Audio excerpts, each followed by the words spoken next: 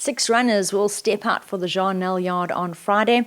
And first up in race 1, there'll be a duo of runners. Hollandia Bakare will step out to make his local and poly debut. He's relocating from KZN, and he'll be joined by Klein, who will have a second start. Yeah, morning, Nadine. We'll start with Klein. It's quite easy to overlook him. But he had a very good, he was very slow away. Yeah. And he had a very good 400 to finish, Nadine. Very. The best. If he jumps properly, he could run into the quartets here. Hollandia Bakare, he's having his first run for us. We're probably going to opt to give him a chance and let him run on and learn a little bit more from him.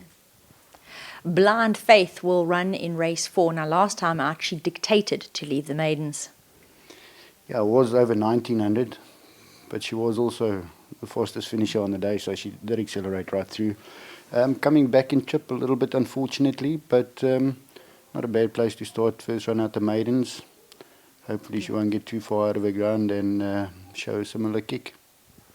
Now, race 5 is our feature of the afternoon. It's the final leg of the Nelson Mandela Bay Racing Poly Challenge over the mile trip. And here the yard will be represented by Brendan James.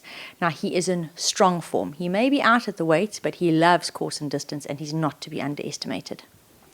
Yeah, he's quite a few points at the handicap here, but Nadine, he's one with some authority. His last 2 starts, he seems to be relishing the poly track.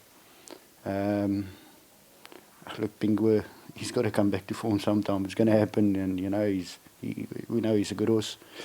Alan's going for 3 in a row, but should they fluff, we'll be there to pick up the pieces. I don't doubt that. I've got a lot of respect for Brendan James. Moving on, race 6, Heemstede. How stiff was he last time out? Beaten by the narrowest of margins. He bumps a competitive field here, but he is certainly one to include. Yeah, he was unlucky, but you know, the first run for us, things didn't go his way. He ended up too far back. Last time we saw way more of what he is capable of when he can utilise his stride. Yeah. I'd like to think that if he doesn't get held up, he should give a similar account of himself. And King Sailor will close for the yard in race 8. I really think he ran a super race last time out. He had a bit of a rough passage, still ran a very competitive third, and for me, he's a runner again on Friday.